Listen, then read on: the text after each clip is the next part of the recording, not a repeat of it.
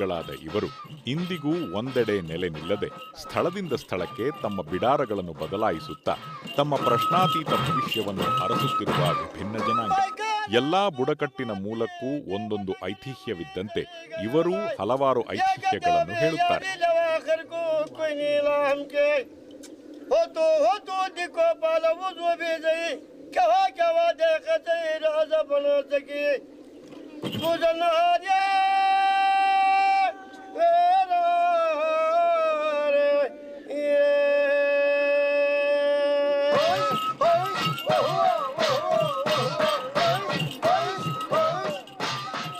ಹಿಂದೆ ಈ ಜನಾಂಗದವರು ಬೇಟೆಯನ್ನೇ ಅವಲಂಬಿಸಿದ್ದರು.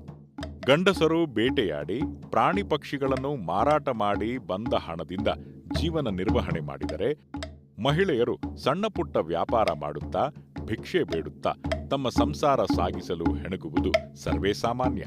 ಹಿಂದುಳಿದ ಜಾತಿ ಸ್ವಾಮಿ ನಮ್ಮ ಕಾಡಿನಾಗೆ ಇದ್ದಿದ್ದು, ನಾವು ಭಿಕ್ಷೆ ಬೇಡಿ ತಿನ್ನೋದು ಮತ್ತು ಜೋಳಿಗೆ ಹಾಕ್ಕೊಂಡು ಹೋಗೋದು, ಇದು ಶಿಕಾರಿ ಬಲೆ ಹಾಕಿ